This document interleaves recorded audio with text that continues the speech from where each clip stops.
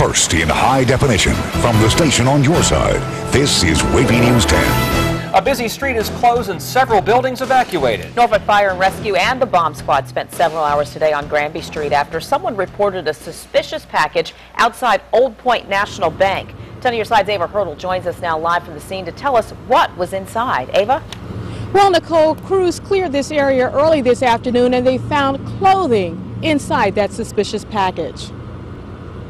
2 techs sent them down range to do the final inspection. Crews shut down Granby between 17th and 20th Streets. Nancy, who works at a nearby clothing store, was among several in businesses that were evacuated. Heard a lot of fire engines, police cars coming up, saw dogs outside with their trainers. They closed off the streets and then they eventually came over and asked us to evacuate. It stemmed from a call about a man outside Old Point National Bank who had a duffel bag. They saw him drop off this bag by the front doors where the gas meter is.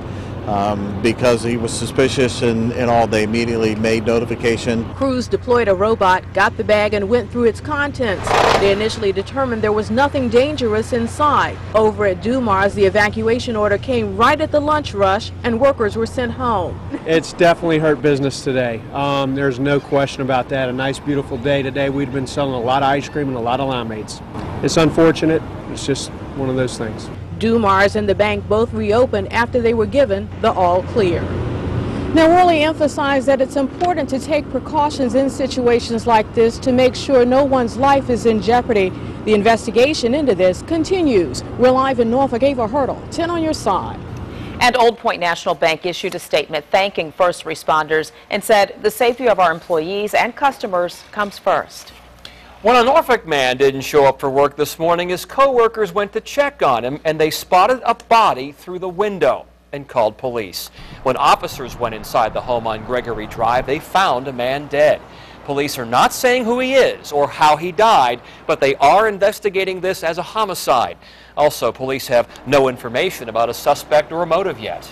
Newport News police say 2 more suspects in a bank robbery were arrested in King George County. 25-year-old D'Angela Bird and 44-year-old Tony Scott are charged with robbery for the March 28th holdup at Old Point National Bank on Warwick Boulevard. We showed you these surveillance pictures of one suspect wearing a bright orange traffic vest during the robbery. Officers arrested that suspect, 51-year-old William Taylor. Police also arrested the man they say drove the getaway car. Detectives say they're still looking for 1 more suspect. Prosecutors say he was the hostage negotiator when pirates hijacked an American yacht off the coast of Africa. Jury selection is now underway in Norfolk for the Somali man considered the highest-ranking pirate ever captured. Mohammed Salih Shabin is charged with piracy for his role in last year's hijacking of the Quest. All 4 passengers on board were shot and killed. Prosecutors say Shabin never boarded the yacht. The federal judge hearing the case says he plans to have a jury seated by noon Wednesday. A budget battle in Richmond. Senate negotiators are pointing the finger at the Republican governor, saying he didn't budge on their demands to fund a transit project. The Democrats want $300 million to expand the Washington Metro to Dulles International Airport, and Governor Bob McDonnell and House Republicans say only $150 million is available. Now, lawmakers have 2.5 months to solve this, and the clock is ticking. VDOT may have to suspend work if a new budget isn't passed. We are monitoring developments closely. Tearing down the old to open things up. Demolition of the old Denby Park apartments in Norfolk is now underway. Look at that. The city bought the 68-unit property back in December for just over $2 million. Tenants have moved to more suitable housing since then. This is a huge day for the people in Ward's Corner and Denby Park, who all deserve to have a safe place to live, work, and play. And this is just the beginning over here. We're excited about all the Ward's Corner area. In all, crews will tear down 7 buildings at a cost of $110,000. Then a green space will go in. Tonight at 6, hear why leaders are glad this part of the city's past is now history. We're on your side with a scam alert from the U.S. Postal Service. An email in your box could get your personal information. Postal inspectors say the bogus message offers fake information about a package or postage charges. Don't open the email and don't open the attachment. It contains a link that downloads a virus to steal your financial information. Italian officials say they found the only American couple killed when the Costa Concordia capsized. The bodies of Barbara and Gerald Heil from Minnesota were among the 5 bodies recovered from that ship last month. A Virginia Beach couple survived the shipwreck. Rick Langlands and Karen Kennedy told us that they met the Heils and were worried about their fate. 30 people died when the Costa Concordia hit the rocks on January 13th off the coast of Tuscany and then went down. Divers continue searching for the wreck of a female Italian passenger and an Indian crewman still missing.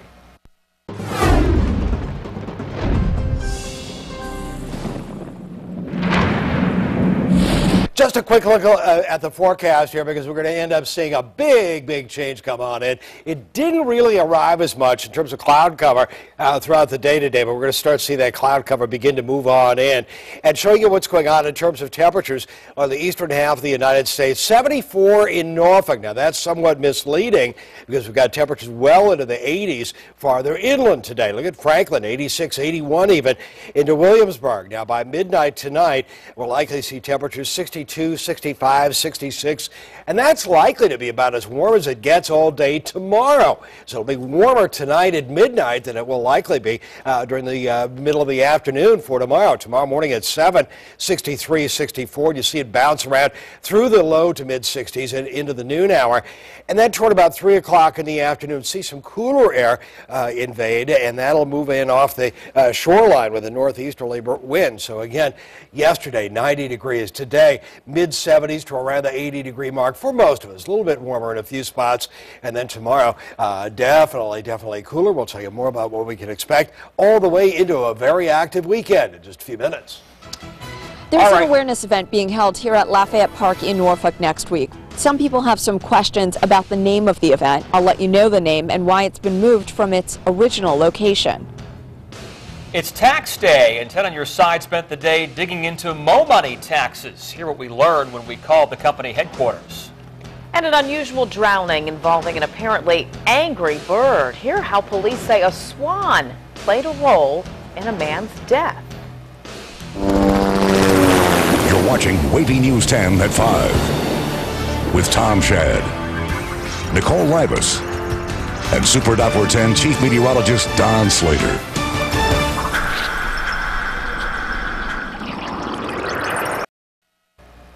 A teenage boy died in a car crash in Suffolk. 2 other people, including a child, were thrown from that SUV when the vehicle hit a ditch on Route 58 or Holland Road early this morning and rolled. 10 on your side's Ari Lucia is live near the scene. Allie, how many people were in that vehicle?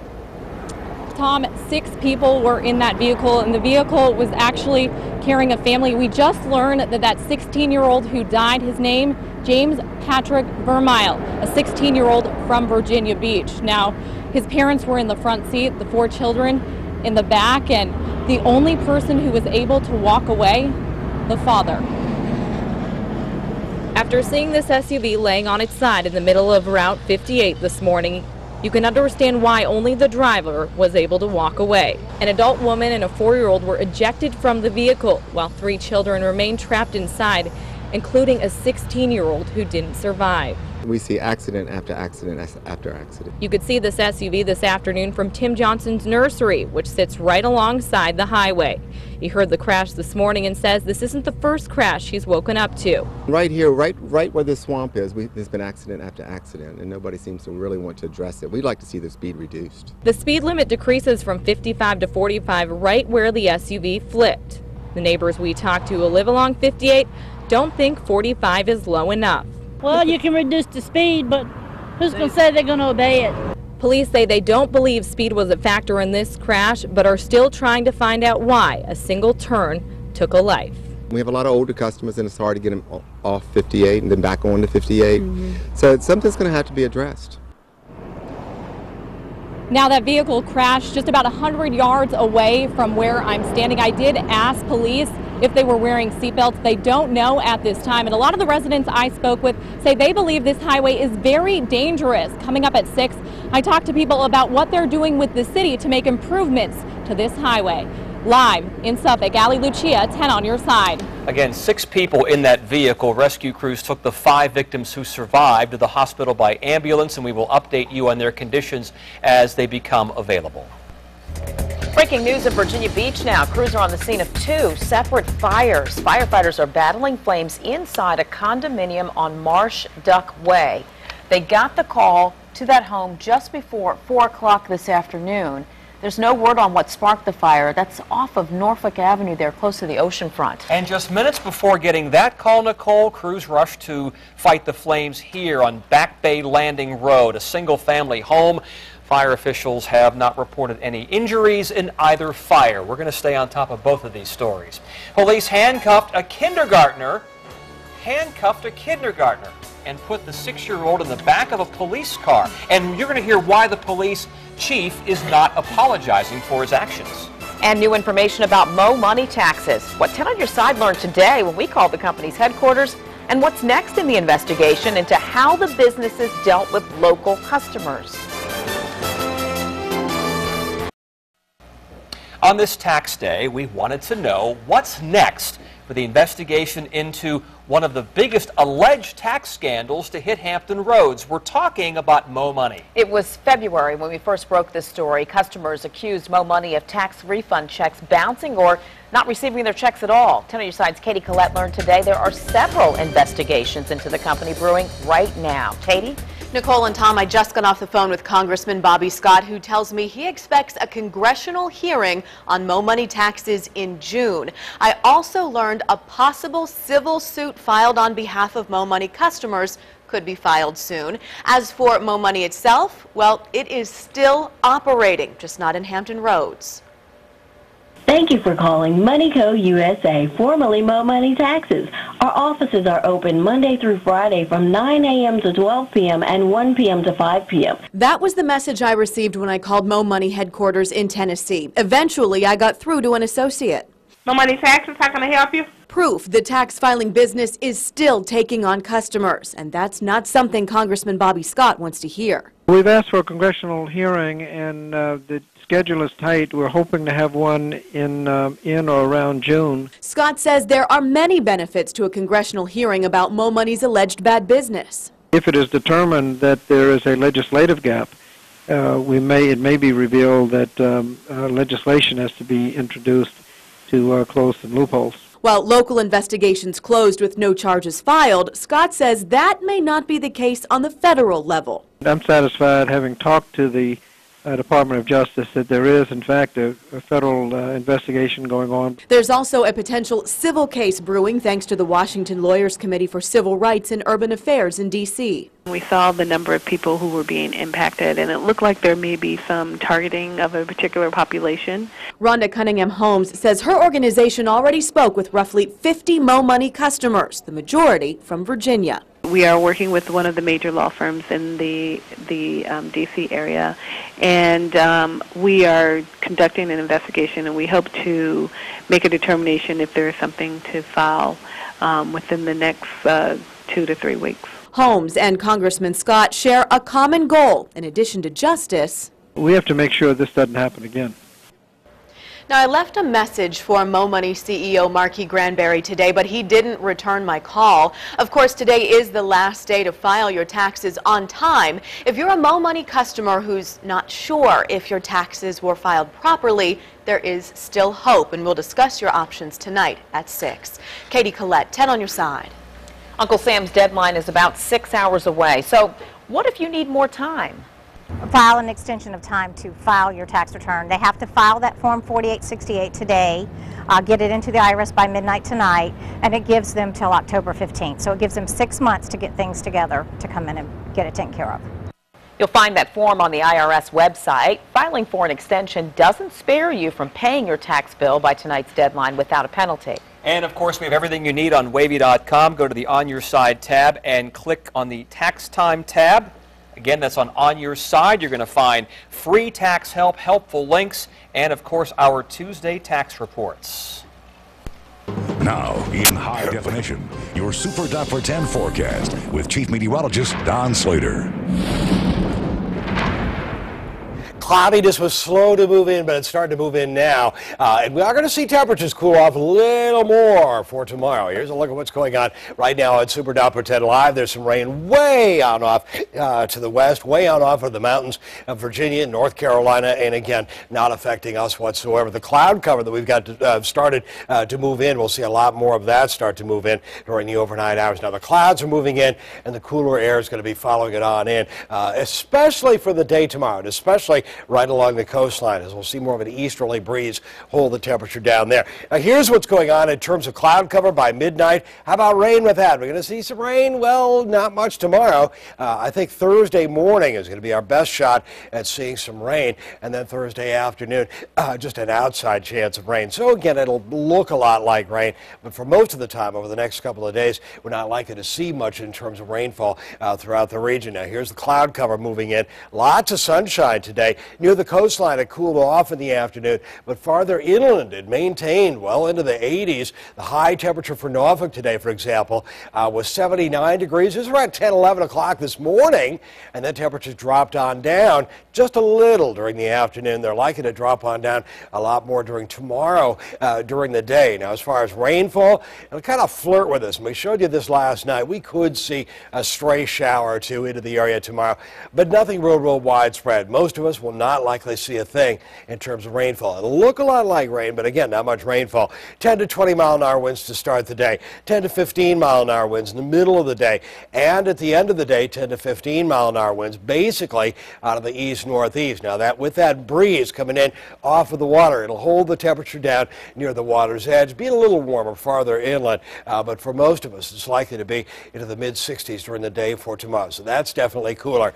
Midnight tomorrow night, east-southeast winds at about 10 miles an hour, but something is finally beginning to take shape in terms of a little more definite rainfall.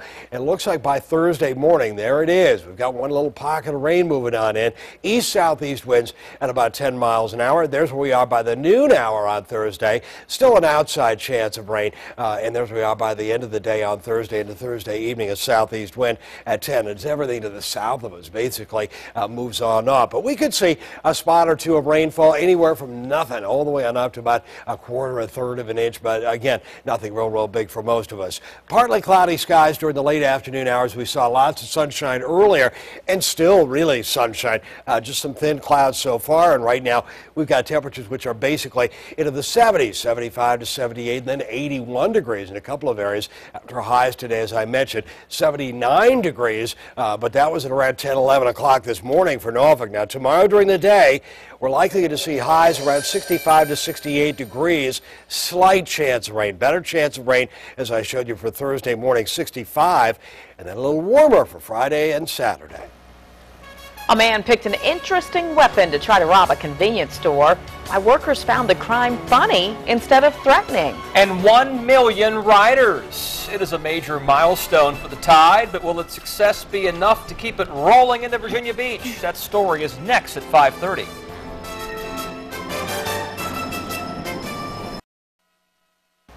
Officers in Georgia handcuffed a kindergartner and took her to the police station. Authorities say the 6-year-old threw a tantrum at school and started throwing furniture and tearing items off the classroom walls. Police say the girl knocked over a shelf that injured the principal. Officers handcuffed her after they say they couldn't control her.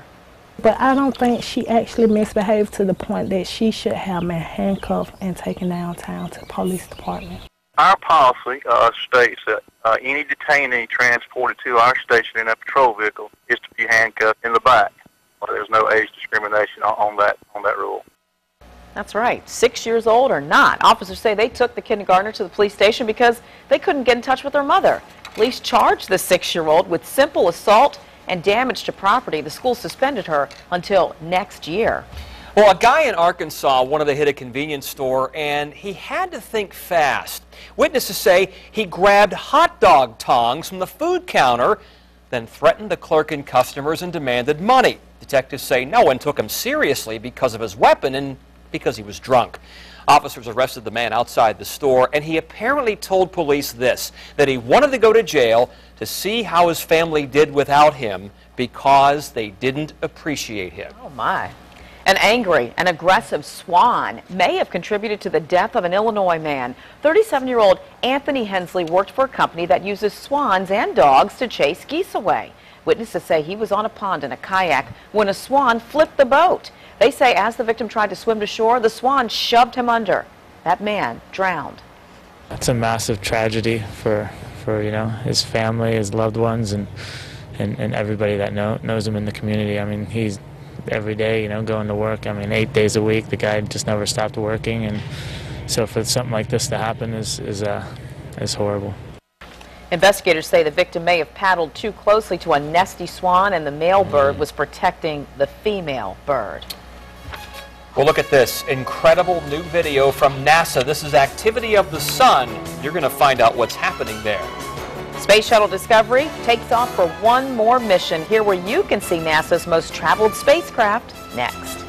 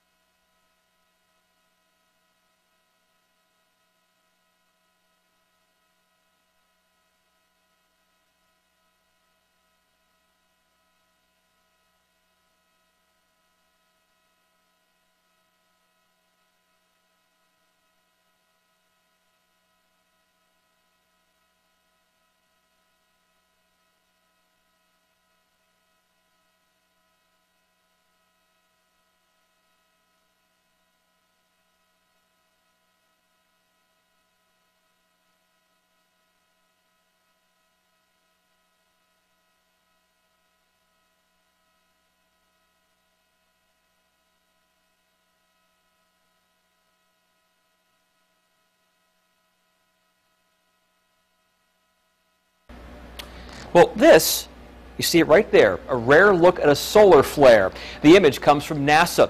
It shot the east side of the sun Monday afternoon. It came from the east side, I should say. The charged particles and superheated plasma shot millions of miles into space. It's an intense burst of radiation coming from the release of magnetic energy associated with sunspots. Scientists say the red glowing looped material is plasma. A hot gas made up of electronically charged hydrogen and helium.